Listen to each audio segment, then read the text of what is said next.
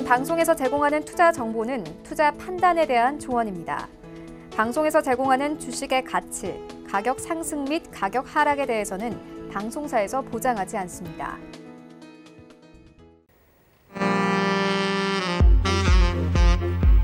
안녕하세요. 베스트트레이딩맨 2부 진행의 도지은입니다. 오늘 시장 굉장히 변동성이 큰 하루였습니다. 출발은 1% 넘게 떨어지면서 시작을 했던 지수가 오후에 들어서면서 갑자기 반등을 시도하면서 상승으로 전환이 되는 전략 후강의 모습을 보여줬는데요.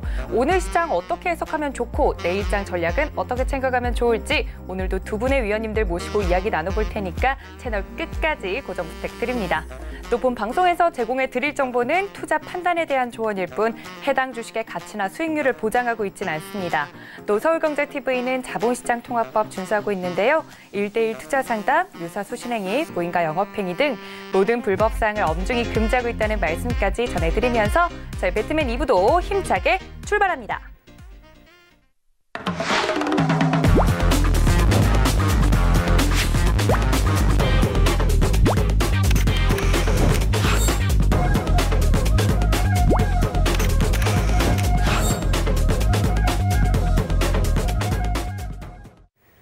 네, 오늘 도움 말씀 주실 두 분의 위원님 만나뵙겠습니다. 박현욱 위원님과 최충성 위원님 모셨습니다. 위원님들 반갑습니다. 네, 저희 위원님과 함께할 수 있는 방법 먼저 설명을 드리도록 하겠습니다. 제 왼편에 계신 최충성 위원님과 함께하고 싶다 하시는 분들은 카카오톡 무료 오픈 채팅방 들어오셔서요. 샘플러스 최충성 검색을 하시고 들어오시면 저희 위원님과 이야기 나눠보실 수 있고요. 제 오른쪽에 계신 박현욱 위원님과 이야기 나누고 싶다 하시는 분들은 샘플러스 박현욱 검색을 하시고 들어오시면 시장에 대한 이야기, 종목에 대한 이야기 모두 나눠보실 수 있으니까 이쪽으로도 많은 참여 부탁드립니다. 위원님들 반갑습니다. 오늘 벌써 수요일이네요.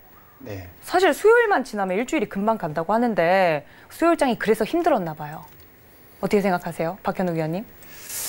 네, 변동성이 커서 워낙 지금 유가 변동성이 어제 WTI 최근월 선물이 6월물이에요. 5월물이 아니고. 네네. 네, 그게 40%가 빠졌어요. 그래서 지금 1배를 추종을 하는 코덱스하고 타이거, WTI 원유 선물이 우리나라 하한가는 상한가가 플러스 마이너스 30이기 때문에 그 폭조차 못 쫓아가고 있어요. 그래서 지금까지 겪어보지 못했던 굉장히 엄청난 일이 벌어지고 있고요. 맞아요. 네, 다행히 우리나라 증시는 좀 올라가고 있어서 참 다행이다. 이렇게 말씀드리고 싶습니다.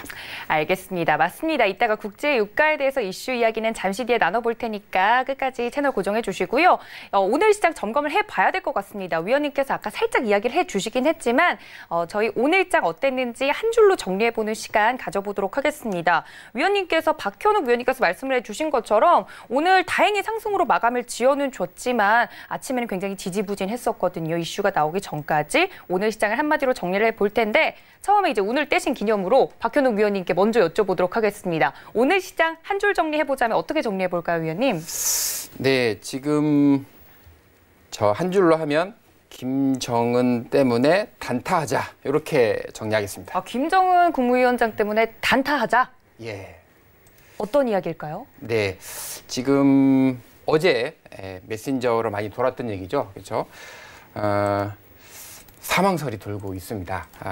지금 김여정 부위원장이 다시 정권을 잡느니 뭐 이런 얘기가 나오고 있는데 공식적으로 그 미국이나 중국에서 예스와 노를 얘기를 하지 않고 있죠. 그래서 과거에 김정일 그리고 김일성 주석이 사망했을 때에 우리나라 코스피 지수가 어떻게 움직였는지를 좀 살펴보도록 그렇게 하겠습니다. 네. 제가 저는 지금 그때 모르거든요. 제가 보고 노트북을 제가 좀 잠깐 같이 보게 좀 해주죠. 먼저 이제 김정일 지금 제가 여기 찾아보니까 1994년 7월 8일 날 사망으로 돼 있어요. 그래서 제가 1994년 7월 8일로 한번 돌아가 보겠습니다. 이건 오기 전에 찍었는데요. 1994년 7월 8일 날 이때가 지금 코스피 지수거든요. 1994년 7월 8일 날 1994년 7월 8일 이렇게 했더니 이게 지금 많이 나오지 않는군요. 네. 이게 1994년 7월 8일 이 전까지만 나오네. 자, 제가 차트는 말씀으로 드릴게요. 지금 김일성 사망일 때는 김정일 지금도 물론 이제 사망을 했지만 김정일 위원장이 나름대로 정권을 잡고 있었고 2세 그 후계 구도를 좀 잡고 있을 때이기 때문에 코스피 시장에 거의 움직임이 없었어요.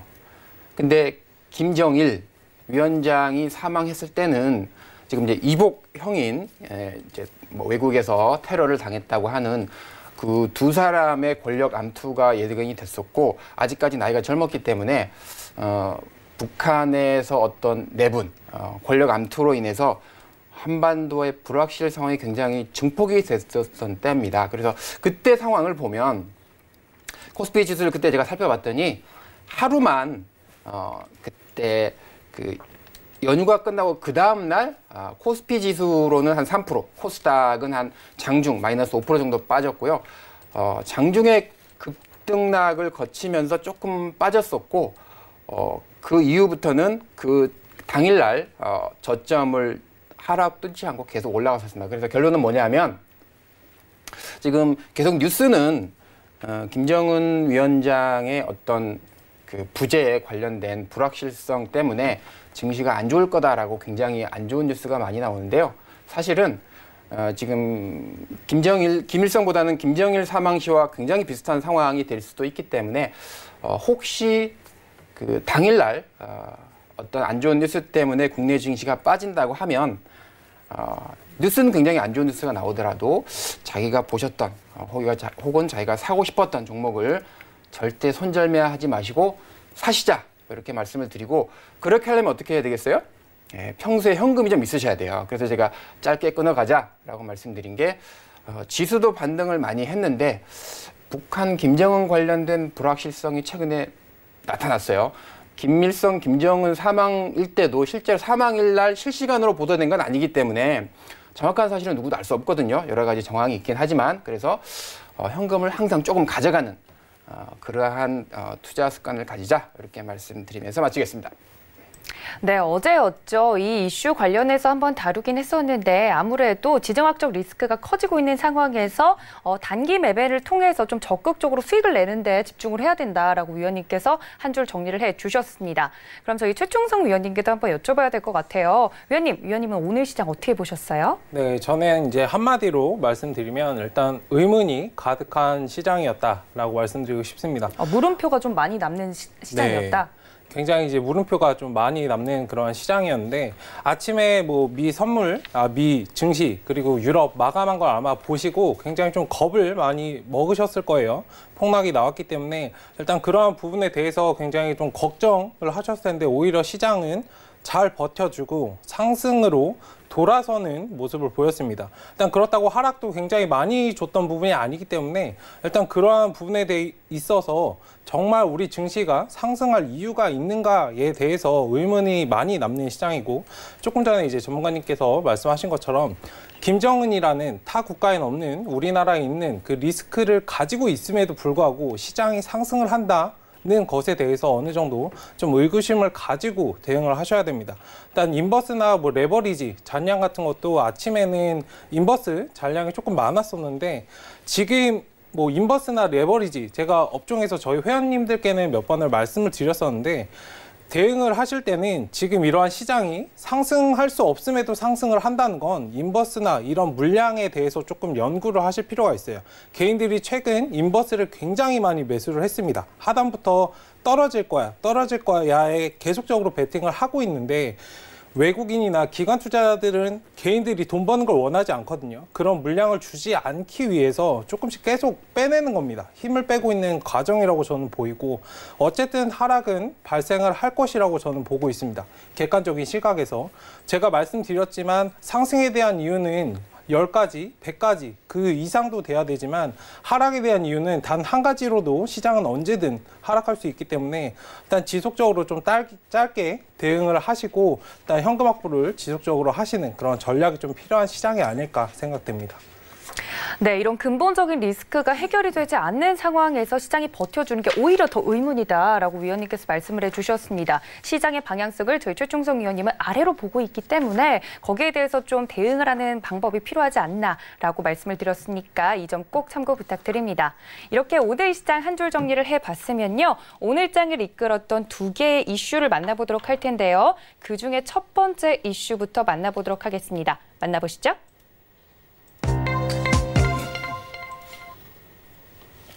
네, 연속 이틀째 지금 국제유가가 대폭락하면서 아침장 이제 동시호가 처음 시작할 때 좀 불안했습니다. 말씀해 주셨던 것처럼 우리 시장도 많이 떨어지는 거 아니야라고 되게 걱정들 많이 하셨는데 오전장에는 확실히 1% 넘게 이제 하락을 하면서 출발하면서 많은 분들이 걱정을 했었습니다만 후반으로 갈수록 또 다른 이슈가 나오긴 했었죠. 일단 국제유가 이슈부터 만나보도록 하겠습니다.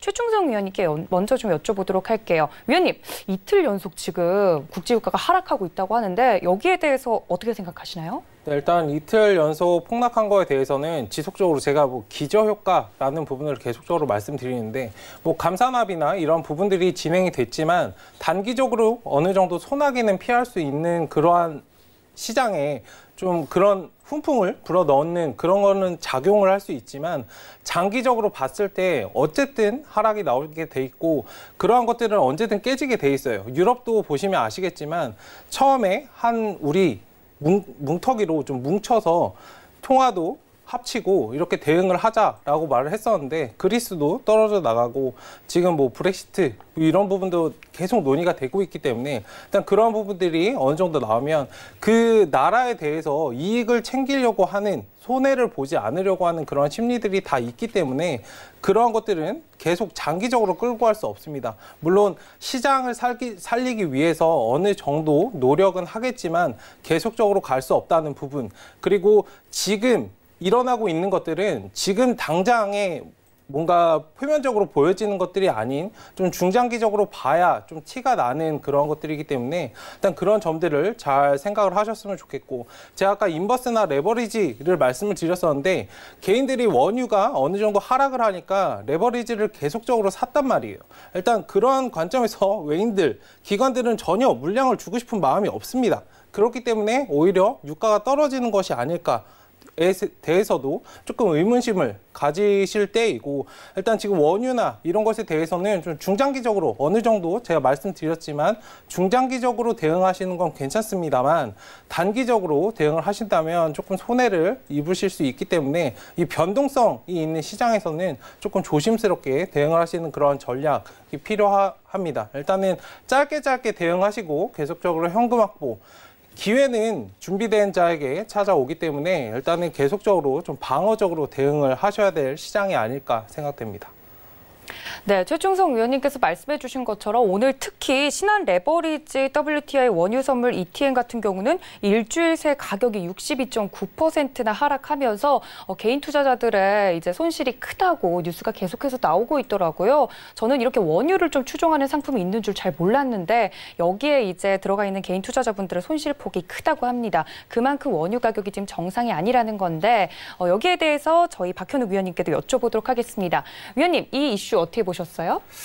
네, 이 이슈에 대해서 조금 좀 길게 좀 말씀을 드릴게요. 좀 중요한 제가 다른 쪽을 좀 줄이고요. 네. 이게 지금 저희 카톡방에서도 잠깐 제가 말씀을 드린다고 했기 때문에 지금 ETN은 레버리지 쪽이 많이 상장이 돼 있어요. WTI 제가 말씀드린 대로 원유를 살 수 없기 때문에 현물을 살 수 없기 때문에 해외 선물로 해칭을 한단 말이에요. 근데 문제는 WTI 원유 선물을 2배 추종하는 레버리지는 지금 문제가 뭐냐 하면 예를 들어서 20달러에서 10달러 내려오는 거는 10달러가 내려가기 때문에 굉장히 어렵잖아요. 근데 10달러에서 5달러만 내려가도 배럴당 50%가 폭락하는 거예요. 그러면 레버리지라고 하는 건 아시겠지만 누적이 아니고요.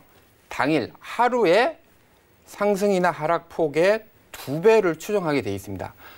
무슨 말씀을 드리려고 하면 배럴당 10달러에서 배럴당 4달러로 내려갔어요. 만약에 그러면 6달러가 내려갔잖아요. 그러면 60% 하락한 건데 여기에 레버리지는 뭐가 되겠어요? 120% 하락이거든요. 하루에. 그렇게 되면 레버리지는 120% 하락을 찍어야 돼요. 그럼 어떻게 되겠어요?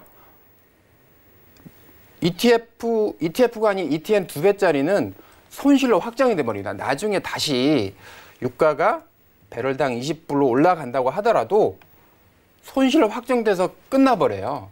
잘못하면 혹시 시청자분들께서 주식 미수 당한 거 있죠. 혹은 해외 선물 하셔가지고 미수 당하신 분들이 가끔 있으세요. 그런 것처럼 내가 대출을 써서 상환하지 않는 것처럼 나는 현금을 넣었는데 그게 다 없어지고요. 제가 돈을 더 메꿔 넣어야 되는 그런 상황이 생 거예요. 그래서 제가 꼭지로 ETN은 노노라고 말씀을 드렸어요. 2배짜리 ETN은 지금 WTI 레버리지인데 절대 하시면 안 되고요. 지금 가격 자체가 예를 들어서 가격을 보시면 ETN 같은 경우 뭐 10,000원 하다가 700원 정도 해요. 700원, 600원 하는데 그 가격 자체도 이미 실제 순자산 가치의 한 6배, 5배 이렇게 부풀려져 있는 가격이기 때문에 절대 사시면 안 된다. 이렇게 말씀을 드리고요. 지금 제가 지난번에 대관령에서 파는 감자가 작년 대비해서 10분의 1이 팔린다라고 말씀을 드렸죠. 비정상적인 가격이 지속되고 있다라고 말씀을 드리고 있는데 유가도 마찬가지예요. 비정상적인 가격이 진행이 되고 있지만 시간을 좀 멀리 보셔야 되살아난다. 이렇게 좀 말씀을 드리고 제가 지금 investing.com에 있는 최근 선물을 이어놓은 최근 선물만 이어놓은 차트를 보고 있는데요. 이게 뭐냐면 지금은 가장 최근 월이 5월물이 아니라 6월물 선물이에요. 근데 5월물 선물이 만기됐을 때 지금 뉴스에 많이 나온 것처럼 어떤 일이 생겼냐면 지금 이 빨갛게 보이시는 이거거든요. 이게 지금 마이너스 35에서 40 정도를 정산만 이렇게 됐고요. 실제로는 이게 이제 데일리로 예를 들어서 가격이 국채금리가 마이너스 가는 것처럼 국제유가가 마이너스 간다는 건 굉장히 있을 수가 없는 일이잖아요. 왜냐하면 원유를 가져가면서 돈을 오히려 받아간다? 35달러를 1배럴당 받아간다? 이런 건 있을 수 없는 일이지만 실제로는 트레이딩상으로는 발생하지 않았고요. 5월물 WTI 선물이 세틀먼트라고 하는데 결제되면서만 마이너스 35불, 마이너스 40불 된 거예요. 자, 이거를 1시간당으로 나눠보면, 자, 시간당으로 나눠보시면 실제로 배럴당 마이너스로 내려간 적은 없어요. 그래서 세틀할 때만 이거를 5월물 선물을 6월물 선물로 롤오버를 해야 되는데 롤오버를 하지 않고 가만히 갖고 있었던 일부 해외 선물 투자자들에게만 마이너스로 정산이 됐다. 그런 이슈가 그 다음날 나오면서 어제 원유 선물이 마이너스 40%로 박살이 났죠. 마지막으로 제가 1배럴이 어느 정도냐고 좀 찾아봤더니 약 한 160리터 정도 돼요. 드럼통으로 보니까 약 한 0.6드럼. 드럼통의 60% 정도가 1배럴 정도인데 이거를 리터당 따져봤더니 1리터당 약 75원이에요. 우리 원유 생수 한 통에 뭐 적어도 싼 게 한 700원 뭐 이 정도 할 거예요. 근데 1리터에 지금 75원이에요. 그래서 지금은 굉장히 비정상적인 가격이다. 이렇게 말씀을 드리면서 제가 ETN은 레버리지이기 때문에 절대 하지 마시라고 말씀을 드렸고 ETF는 1배짜리가 있어요. 근데 거기에 지금 주의하셔야 될 게 뭐냐 하면 제가 지금 보고 있는 게 6월물 CME에 있는 6월물 선물하고 7월물 선물, 8월물 선물인데요. 지금 가장 가까운 6월물 선물이 어제 11달러로 끝났어요. 근데 그 다음 월물이 얼마냐면 20달러예요. 그 다음 8월물이 얼마냐 하면 23달러예요. 이게 무슨 말씀이냐면 그 다음 달로 계속 롤오버를 해가면서 ETF를 사셔도 상승폭에 굉장히 많은 손실을 본다고 말씀드리는 거예요. 그래서 ETF가 롤오버를 하면서 한 달에 한 번씩 적어도 지금 상황에서도 10%, 20% 정도 손실이 난다. 상승폭에. 이런 거를 감안을 하시고 ETF 투자도 단타로 하셔라. 장기로 들고 가시면 롤오버 때문에 손실이 엄청 나신다. 이렇게 말씀드리면서 마치겠습니다. 네, 깔끔하게 ETN은 노노라고 말씀을 해주셨습니다. 왜 하면 안 되는지에 대해서 위원님께서 자세히 설명을 해드렸는데 저도 이 레버리지나 이 상품에 대해서는 잘 몰랐거든요, 위원님. 근데 위원님께서 자세히 설명을 해주시니까 어느 정도 이해가 되는 것 같습니다. 무엇보다 여기에 들어가 있는 개인 투자자분들의 이제 거금이 지금 손실이 나고 있다고 하니까 너무 마음이 아픈데요. 일단 첫 번째 이슈에 대해서는 두 위원님 모두 이야기를 나눠주셨으니까 이 점까지 꼭 참고 부탁드립니다. 자, 그렇다면 오전장을 장식했던 이 국제 유가 이슈에 대해서 다뤄봤다면 다음 두 번째 이슈도 만나봐야겠죠. 두 번째 이슈 만나보시죠.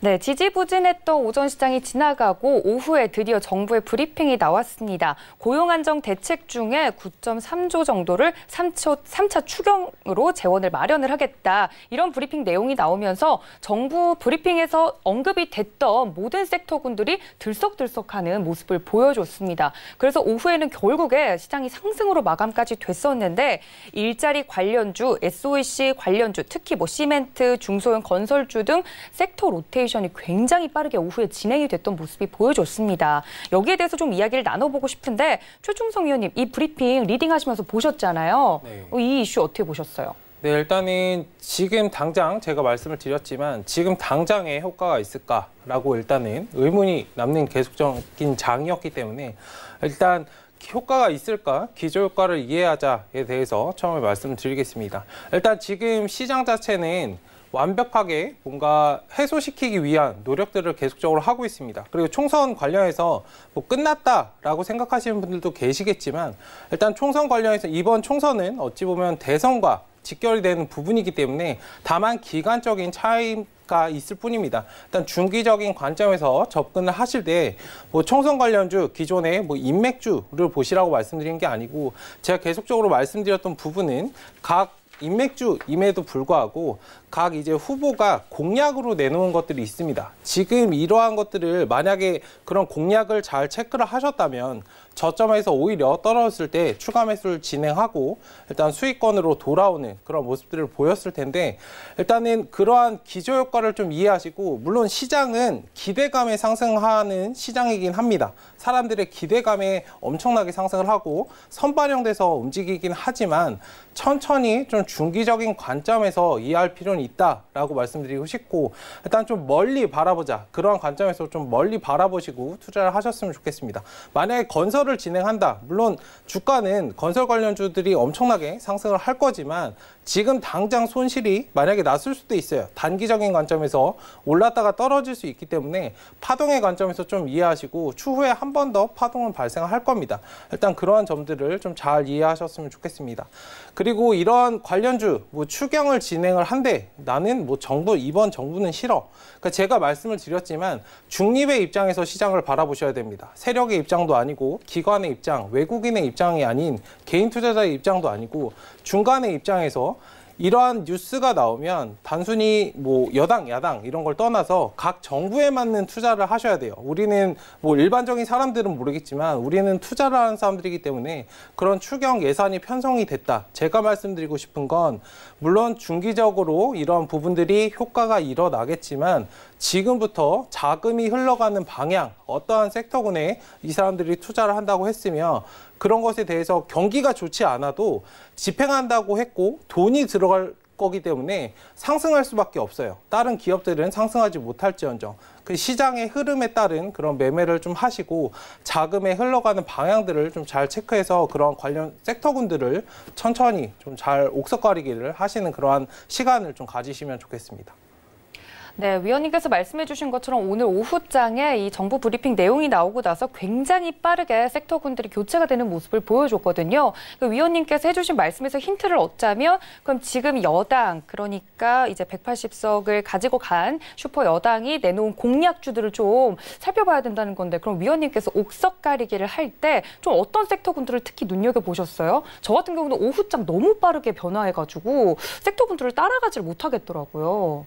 네, 이번에는 오후에 아마 정신이 없으셨을 거예요. 아침에도 그랬고 조금 잔잔하게 흘러가다가 오후에는 좀 급등락을 많이 하는 모습이었는데 일단 건설 쪽 그리고 철도 관련해서도 지금 뭐 쉬고 있다고 아예 끝난 게 아닙니다. 그런 부분들을 좀 잘 체크를 하셨으면 좋겠고 GTX나 그런 부분들을 잘 체크를 하시고 그 외에도 이제 도시개발과 관련된 그런 부분들 제가 뒤에서는 그 종목에 대해서 한 번 더 언급을 드릴 건데 일단 그러한 관련 공약과 관련된 그런 부분들을 잘 체크를 하셔서 대응을 하셨으면 좋겠습니다.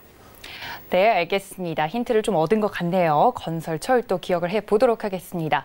그럼 박현욱 위원이 오늘 오후장에서 이런 정부 브리핑 나오고 나서의 시장에 대해서는 또 어떻게 생각하시나요? 네, 저는 조금 더 정부가 더 적극적이고 더 빨리 움직여야 된다라고 생각을 하고요. 예를 들어서 독일 같은 경우는 전 국민에게 지급하는 재난안전기금을 먼저 정부가 집행하고 나서 나중에 국회의 동의를 받았다고 합니다. 지금 우리나라 같은 경우도 총선 때 공약했던 야당에서는 1인당 50만 원, 더 크게 얘기했죠.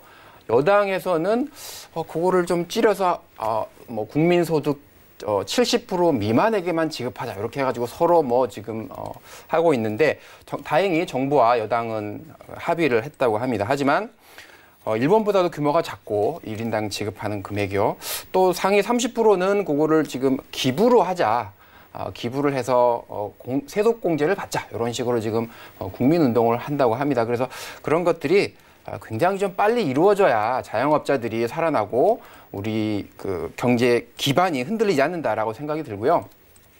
지금 항공이나 정유, 조선 이런 쪽에 투자가 굉장히 좀 빨리 돼야 된다고 생각을 하는데 예를 들어서 그렇습니다. 지금 채권 안정기금하고 주식 안정기금이 있는데 아직 10조 원이나 달하는 주식 안정기금이 집행도 못했어요. 물론 주가가 많이 반등을 했기 때문에 아직 타이밍을 기다리고 있는 거죠. 예를 들어서 일본에서 ETF 중심으로 주식 니케이를 부양하기 위해서 샀듯이 우리나라 같은 경우도 조금 더 빨리 주가가 급락했을 때 그런 액션이 좀 빨랐으면 이렇게 변동성이 크거나 지금 주식 투자하던 분들이 조금 덜 어려움을 겪었지 않나 이렇게 생각이 들고요. 지금 오늘 급등한 종목이 지금 말씀하신 대로 4대강, 시멘트, 그다음에 아스콘, 뭐 GTX, 철도 이런 종목들인데 뭐 아시겠지만 삼표 시멘트, 고려 시멘트, 성신양의 뭐 한일 현대 시멘트 이런 종목들은 평소에는 워낙 영업이익률이 낮고 성장성이 작기 때문에 사실은 거의 쳐다보지 않는 업종이에요. 하지만 대북 관련주 지금 여당이 압도적 지지율 당선이 됐기 때문에 남북 경협이 활발해질 거다. 혹은 아까 말씀하신 대로 SOC 투자가 늘어나기 때문에 관련주들이 부각을 받을 때만 굉장히 핫하게 뜁니다. 그래서 이런 종목들은 지금 물 왔다. 그래서 지금 배 젓자. 이렇게 말씀드리도록 하겠습니다. 감사합니다. 네, 박현욱 위원님은 오늘 정부 브리핑에 대해서 다른 것보다 속도가 우선이다라는 말씀을 해주셨습니다. 지금 재난지원금에 대해서도 의견이 좀 갈리면서 좀 지지부진했잖아요, 속도가. 그 부분에 대해서도 좀 빠르게 이야기가 돼야 되고 정부도 발빠른 대응을 앞으로도 해야 된다 말씀을 드렸습니다. 또 거기에 따라서 수혜를 받을 수 있는 종목군들에 대한 흐름도 앞으로 눈여겨봐야 된다 말씀을 드렸으니까 참고 부탁드립니다. 이렇게 두 가지 이슈까지 만나봤는데요. 그렇다면 두 분의 위원님께서 오늘 눈여겨봤던 업종과 그 안의 종목들까지 좀 만나보는 시간을 가져보도록 하겠습니다. 오늘 정말 여러 가지 섹터군들에서 이제 수급이 돌았었는데 그중에서 어떤 업종을 꼽으셨을지 최충성 위원님께 먼저 여쭤보도록 하겠습니다. 위원님, 오늘 어떤 업종 눈여겨보셨어요? 네, 일단은 저는 니켈 관련주 해서 이제 하나니켈 2호라는 종목을 이제 말씀을 드리겠습니다. 니켈이요? 네, 니켈이요. 왜 니켈이죠? 일단 자금의 흐름, 시장의 흐름 자체가 지금 안전자산 선호 심리가 되고 있는데 그런 부분들이 예전에는 일반적인 금이나 은 쪽으로 많이 흘러갔습니다. 아니면 이제 비트코인 쪽으로도 안전자산으로 조금 흘러가는 모습을 작년에 보였었는데 지금은 조금 다른 양상을 보이고 있습니다. 금이나 이러한 부분들은 너무 사실 식상해요. 그렇기 때문에 지금은 사람들이 구리나 니켈 관련 종목들을 보고 있고 오히려 현금을 가지고 있습니다. 예전에 이러한 부분들에 대해서 좀 화폐의 역사를 좀 잘 공부하시면 좋은데 일단 금본위제가 폐지가 되면서 돈을 돈으로 갚는 그러한 시대가 됐습니다. 그렇기 때문에 지금은 오히려 현금을 가지고 있어요. 그리고 금, 은, 일반적인 이런 것들보다 조금 더 안정적으로 느껴지는 금속들, 비철금속 같은 쪽으로 자금이 흘러가고 있기 때문에 이러한 부분들에 좀 맞춰서 대응을 해야 될 때가 아닐까. 지금 시장이 상승을 하고 있지만 불안불안한 상승이고 상승을 해야 될 이유가 전혀 없는 시장입니다. 제가 어제도 말씀을 드렸지만 지금 각국에서 경기 부양책을 다 말을 했고 거의 다 할 수 있는 부분들은 다 손 쓸 수 있는 부분 다 썼어요. 지금 이상 상승을 하려면 추가적인 부분에 대해서 조금 더 발휘가 돼야 되는데 지금 사실상 그런 것들보다 악재가 더 많이 작용하는 시장입니다. 하나의 이슈로 계속적으로 하락이 나오는 그러한 시장이기 때문에 일단 그런 관점에서 조금 시장을 이해하시고 하나니켈, 니켈 관련 종목들도 잘 체크를 해보시면 좋겠습니다. 일단 지금 하단 부분 잘 다져져 있고 상승이 오늘 상한가에 달성을 했는데 일단 뭐 지금 자리에서도 충분히 공략 가능한 자리라고 보이고 있습니다. 일단 단기적으로 스윙 관점에서 2,000원 선까지도 충분히 달성 가능한 종목이라고 보이고 일단 이렇게 보시면 잘 안 보이실 수도 있는데 차트를 좀 당겨 보시면 차트는 일반적인 패턴의 반복입니다. 보시면 계속적으로 반복이 나오거든요. 상승이 나오고 눌리고 상승이 나오고 눌리고 일반적으로 이제 매물대로 작용하는 그런 지점이 2,000원 선 그리고 1,800원, 1,700원 선이기 때문에 일단 이 구간까지는 충분히 갈 수 있습니다. 일단은 천천히 보시고 일단 목표가는 단기 스윙 관점에서 목표가 2,000원 제시해드리고 손절가는 1,450원 말씀드리도록 하겠습니다. 네, 최충성 의원님은 오늘 장에서 업종 중에 니켈 관련주 이제 눈여겨보자 말씀을 드렸고 그중에서도 하나 니켈 2호라는 종목을 가져와 주셨습니다. 목표가 2,000원으로 짧게 잡아주셨고요. 손절가 1,450원 잡아드렸습니다. 오늘 장에서 또 니켈 관련주를 가져오실 줄 몰랐어요. 이 종목에 대해서도 여러분들도 눈여겨보셨으면 좋겠습니다. 이번엔 박현욱 위원님께 한번 여쭤보도록 하겠습니다. 위원님, 오늘 어떤 업종 제일 눈여겨보셨어요? 네, 아무래도 정부에서 SOC 관련된 기반 산업을 보호하겠습니다. 가장 큰 이유는 거기에 일하고 있는 일자리를 보호하겠습니다. 그쵸. 라고 했기 때문에 거기에 관련된 주를 좀 갖고 왔습니다. 어떤 종목일까요? 예, SK 이노베이션이고요. 예, 지금 제가 차트를 보고 있는데 아시겠지만 지금 배럴당 30불 혹은 배럴당 20불에 사왔던 원유가 지금 유가는 배럴당 11불로 내려와 있습니다. 그래서 해상에 정박해 있는 배에서 아직 우리나라 수요가 너무 떨어졌기 때문에 이거를 적극적으로 지금 갖고 오지 못하고 있어요. 해상 배 원유를 놔두는데 하루에 5천만 원 든다고 합니다.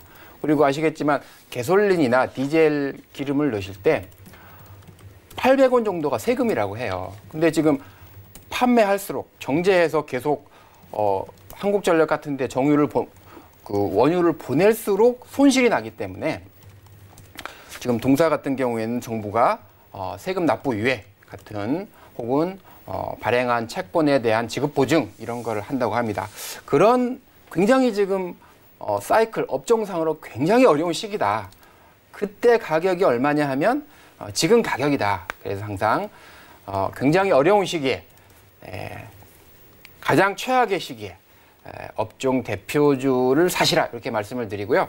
가격대는 제가 지금 편할 때 사시고요. 목표 가격은 지금보다는 50% 높은 15만 원대만 잡으셔도 충분히 먹을 수 있다. 이렇게 말씀드리겠습니다. 네, 저희 박현욱 위원님께서는 오늘 역시나 정유 관련주 중에서 정부 지원 수혜를 받는 관련주 중에서 SK 이노베이션 말씀을 해주셨습니다. 목표가 말씀을 해주신 대로 15만 원 말씀을 드렸고요. 손절가는 위원님 그럼 진짜 없는 건가요? 네, 제가 좋아하는 건데요.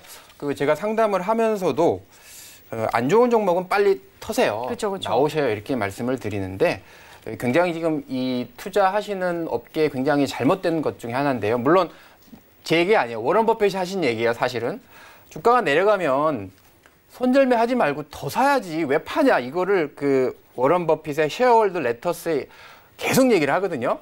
우리나라 투자자분들도 좋은 종목이 빠지면 왜 손절매를 해요. 그래서 제발 손절매 하지 마시고요. 더 사세요. 그래서 제가 그 농담으로 강남의 부동산을 증여를 하듯이 좋은 종목이고 우리나라 기간 산업이고 SK이노베이션, S-오일 망하면 우리나라 망하는 거예요. 그래서 절대 망할 수가 없기 때문에 이런 좋은 종목들은 빠지면 제발 손절매 하지 마시고 더 사시라 이렇게 말씀드리도록 하겠습니다. 네, SK이노베이션에 대해서는 위원님이 그만큼 좋은 이제 긍정적인 전망을 보고 있다는 말씀이시니까 SK이노베이션 같은 경우는 15만 원 목표가 제시를 해주셨으니까 이 점까지 참고 부탁드리고요. 그럼 여기서 마무리를 하고 저희는 위원님께서 준비해 주신 베스트 공략주 시간으로 다시 돌아오겠습니다. 잠시만요.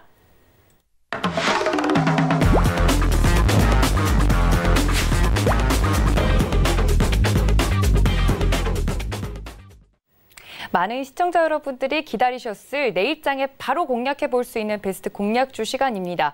그럼 이렇게 어지러운 시장 속에서 어떤 종목을 사야 되나요? 라고 신규 매수를 하시는 분들께 굉장히 도움이 될 코너일 것 같은데요. 위원님들께서 내일장에 바로 공략 가능한 공략주들을 말씀을 해주실 예정입니다. 이번에는 박현욱 위원님께 먼저 좀 여쭤볼게요. 위원님, 내일장에 대체 뭐 사야 되나요? 현금 확보가 만약에 위원님 말씀대로 되어 있다면 어떤 종목 사실 건가요? 네, 이게 내일장 공략주군요. 네, 저는 네, 근데 제가 좀 말씀을 드리고 싶은 게 뭐냐 하면 또 이제 아무래도 주식 투자에서 제일 세계에서 돈 많이 버신 분이 워런 버핏이고요. 그분이 매년마다 글을 쓰는데 그 레터의 페이지가 어마어마합니다. 길 때는 뭐 60장 이상 갈 때도 있고요. 거기에 굉장히 많은 좋은 글을 쓰는데 거기에도 그런 얘기가 있습니다. 트레이딩 하시려고 하는 것보다는 주식을 같이 계속 가져가라라고 몇 년 이상 좀 롱텀으로 보라 이런 말씀을 많이 하시거든요. 그래서 내일장 공략주를 하실 때도 내일장 안 되면 손절 때리고 내일 안 되면 트레이딩으로 접근하고 이렇게 하시는 것보다는 저는 트레이딩보다는 캐링을 하시라. 그러니까 주식을 좀 장기간으로 내가 가져갈 종목을 트레이딩을 해야지 물론 이게 전혀 다른 물론 단타 하시는 분 잘하시는 분 많아요. 하지만 그분들은 성공할 확률이 굉장히 더 작다고 생각이 들고요. 실제로 제 주변에서도 주식으로 어마어마한 부를 이루신 분은 단타를 하시는 분보다는 캐링을 하신 분이 어마어마한 부를 이루셨기 때문에 제발 다시 한번 말씀드리지만 트레이딩 하려고 하지 마시고요. 장기적으로 오래 가져가서 수익 날 종목을 계속 버셨으면 좋겠고 그래서 종목은 한국전력을 보니까 지난번에도 추천을 했고요. 지금도 추천을 하네요. 지금 배럴당 1달러가 내려갈 때 아시겠지만 한전은 석탄도 있지만 원유도 있거든요. 물론 지금 원자력도 있고요. 태양광도 있고 근데 태양광은 그 부분을 많이 하면 할수록 한전에게 불리하기 때문에 어찌됐든 배럴당 1달러가 하락할 때마다 한국전력은 약 1,000억 원 정도의 원가가 세이빙이 된다고 합니다. 그러면 40달러에서 물론 이게 지금 어제 11달러니까 이게 바로 11달러가 그 한국전력에 가는 건 아니죠. 시간 좀 걸리긴 하겠지만 그래서 그거는 다음 분기 정도 반영이 되겠지만 어쨌든 이번 분기에 1달러당 1,000억이면은 10달러면은 1조예요. 그렇죠? 20달러 세이빙 됐으면 2조 원이에요. 그래서 한전이 아직까지 그 원료 가격 연동제가 법안이 통과가 안 됐어요. 이게 굉장히 기존에는 한전이 굉장히 해주세요 했던 건데 유가가 급락하면서 오히려 이거를 한전에게 굉장히 복이 되는 정책을 빨리빨리 그 집행을 안 했던 게 법을 빨리 바꾸지 않았던 게 선직국형으로 바꾸지 않았던 게 한전에게 굉장한 수혜가 됐고요. 1분기에 적어도 1조 원에서 2조 원 정도 유가의 하락폭이 얼마나 빨리 반영이 되느냐에 따라 다른데 저유가가 지속될수록 이번 분기, 다음 분기 굉장한 턴어라운드가 될 거고요. 지금 PBR이 0.3배 정도밖에 되지 않습니다. 그래서 22,000원인데요. 목표 가격은 이거보다 훨씬 좀 높게 아주 넉넉하게 제가 4만 원 이렇게 한번 불러드리도록 그렇게 하겠습니다. 근데 제가 가격을 지금 유가가 저유가일 때의 한전 그리고 유가가 다시 반등할 때의 수혜주 이런 거는 지금 ETF 관련해 가지고요. 조금 더 자세하게 저희 샘플러스 박현욱 들어오시면 말씀드리도록 하겠습니다. 감사합니다. 네, 저유가 시대가 계속해서 지속될 때 수혜주로 한국전력을 꼽아주셨습니다. 그렇다면 이제 목표가가 4만 원이라고 제시를 해주셨는데요, 위원님. 한국전력 내일장에도 당장 들어가도 목표가 4만 원 이제 그대로 유지해도 되는 걸까요, 위원님? 내일장이라도? 예. 그러니까 말씀드린 대로 네네. 내가 이거를 샀는데 물려도 또 더 살 수 있는 종목을 사셔야 되거든요. 그래서 아까 말씀드린 대로 하루하루 단타도 크게 장타로 가져갈 종목을 단타로 하는 게 굉장히 심리도 편하고요. 너무 가격만 가지고 트레이딩을 하다 보면 이게 신념이 없어서 사람이 굉장히 좀 뭐라고 그럴까요? 척박해집니다. 트레이딩을 하면서도 내가 이 주식에 대한 신념과 믿음이 있으면 훨씬 더 행복해지거든요. 그래서 행복한 트레이딩을 하는 것도 그 종목에 대한 애정, 사랑, 신념, 장기간 같이 가고자 하는 어떤 기업에 대한 확고한 믿음이 있으면 트레이딩이라고 쓰면 안 되죠. 제가 캐딩을 하라고 했죠. 예, 투자가 훨씬 더 행복해집니다. 그래서 행복한 투자를 하십사라는 차원에서도 장기적인 뷰를 가지자 이렇게 좀 말씀을 드리고 싶습니다. 네, 장기적인 관점에서 목표가 4만 원 한국전력 말씀을 드렸으니까 이 점까지 참고 부탁드립니다. 이번엔 최충성 위원님께 여쭤봐야겠죠. 위원님, 내일장에 당장 이제 좀 적응 가능한, 두 분의 스타일이 너무 다르셔가지고 장기로 보시고 우리 박현욱 위원님은, 우리 최충성 위원님은 좀 빠르게 이렇게 트레이딩을 하는 입장이시잖아요. 내일장 당장 공략 가능한 공략주 어떤 거 가져오셨나요? 네, 일단 저도 중기적 관점에서 일단 보셔도 되는 그러한 종목에서 일단 미시적으로 좀 대응하기 때문에 일단 그런 점을 좀 잘 참고하시고 대응하셨으면 좋겠습니다. 일단 저는 자연과 환경이라는 종목에 대해서 말씀을 드리도록 하겠습니다. 일단 총선 관련해서 기존에 이낙연 지금 당선이 됐죠. 일단은 공약으로 내건 사업이거든요. 일단 도시개발, 도시재생사업과 관련해서 일단 이번에 SOC 그런 부분들에 대해서 추경 편성에 대해서 어느 정도 이슈를 받고 오늘도 강하게 상승을 줬습니다. 제가 일반적으로 말씀을 드렸지만 저는 재료를 한 가지 재료를 보고 종목을 찾지 않습니다. 왜냐하면 하락에 대한 이유는 한 가지로 떨어질 수 있기 때문에 뭐 실적을 보고 들어가는데 만약에 실적이 좋지 않았다면 실망 매물이 출회되는 건 당연한 일일 거고, 일단 자연과 환경은 인맥 관련으로도 묶여져 있고 일단은 그런 부분 도시개발 그런 공약과도 연관이 돼 있기 때문에 일단 그런 부분에서 많이 좀 이슈를 받을 수 있는 종목입니다. 그러니까 세력들도 많이 위치해 있는 종목이고 이거를 확인할 수 있는 거는 3월에 지수가 많이 하락을 했던 걸 아마 경험을 하셨을 거예요. 이걸 보시면은 이 부분만 보셔도 검정색 부분만 지금 체크를 해보셔도 눌림을 거의 하나도 주지 않았죠. 세력들이 얼마나 잘 잡아두고 오히려 외국인 기관 투자자들은 이 자리에서 매수를 했어요. 얼마나 천천히 좀 끌고 잘 올라가는지 매수를 그만큼 잘 해놨다는 뜻이기 때문에 일단 단기적인 관점에서는 2,000원까지 보셔도 되나, 감히 말씀드리겠지만 2,500원, 3,000원까지도 보셔도 됩니다. 저는 2배 이상 가지 않을 종목은 매수를 하지 않기 때문에 일단 지금 자리에서도 천천히 보시고 잘 대응을 하셨으면 좋겠고, 항상 종목을 조금 고르실 때는 일반적으로 뭐 추세도 좋지만 재료를 많은 좀 다각화되어 있는 사업 다각화, 그러니까 어느 정도 너무 넓히는 건 안 좋지만 이런 것에 대해서 강하게 힘을 주고 상승을 많이 줄 수 있는 종목들을 좀 발굴을 하시고 잘 대응을 해 두셨다면 일단 총선 관련해서 굉장히 좀 실망스럽게 예전처럼 많이 상승을 주지 않아서 이거는 제가 저번에 학습 효과라는 부분을 말씀을 드렸어요. 그리고 기존에 총선이 오기 전에 이미 많이 선반영이 된 부분이 있고 실망 매물이 출회가 되는 상황에서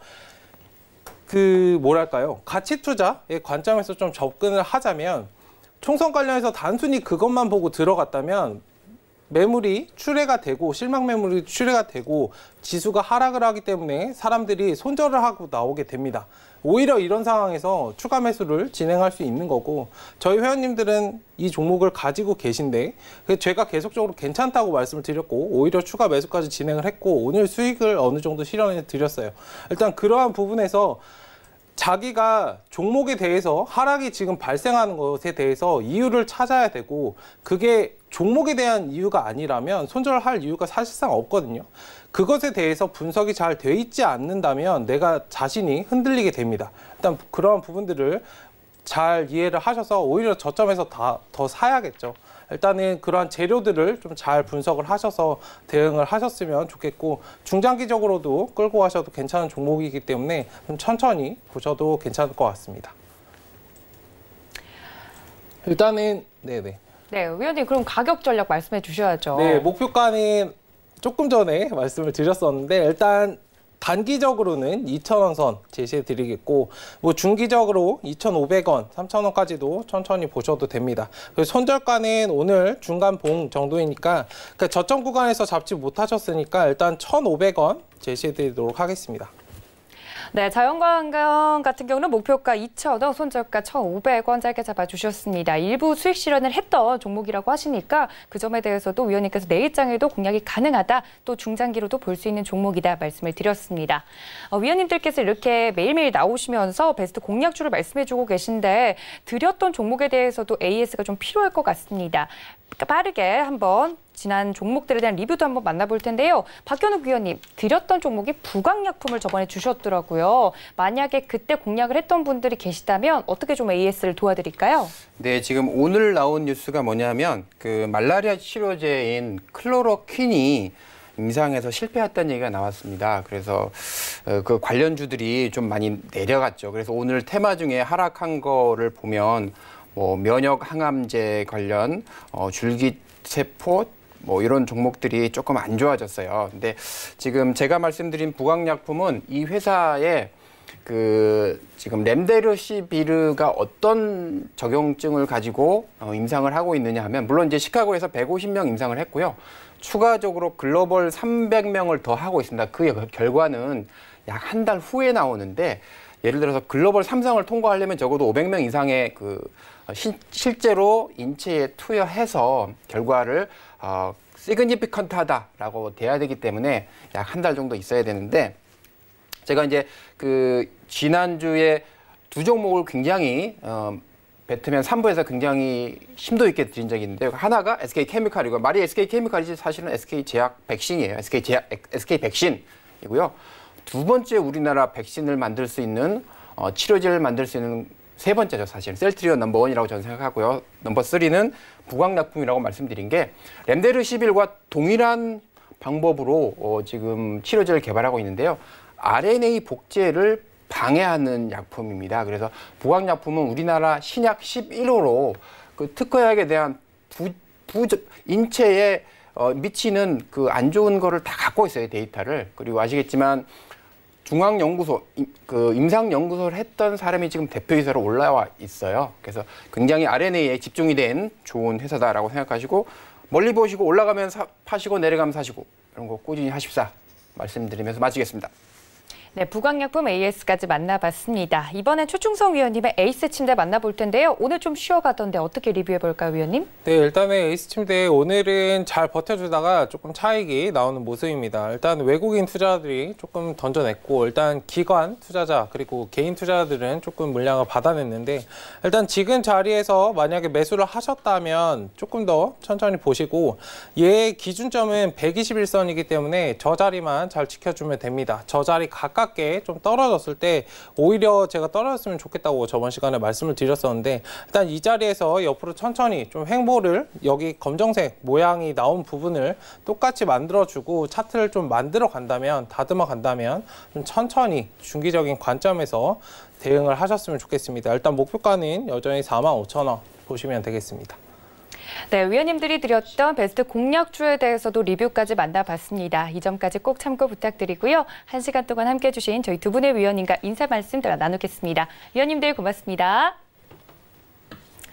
네, 좀 더 자세한 이야기 원한다 하시는 분들은 카카오톡 무료 오픈 채팅방 열려 있습니다. 쌤플러스 박현욱, 쌤플러스 최충성 검색을 하시고 들어오시면 각각의 위원님들 카카오톡 무료 오픈 채팅방에서 시장에 대한 이야기와 종목 이야기까지 자세하게 나눠보실 수 있으니까 이쪽으로 많은 참여 부탁드리고요.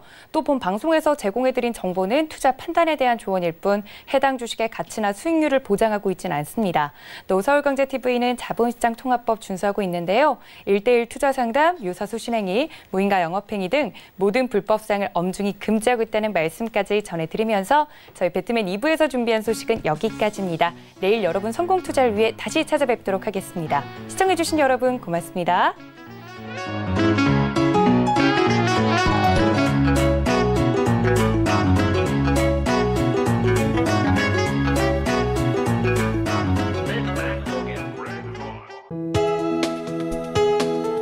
본 방송에서 제공하는 투자 정보는 투자 판단에 대한 조언입니다. 방송에서 제공하는 주식의 가치, 가격 상승 및 가격 하락에 대해서는 방송사에서 보장하지 않습니다.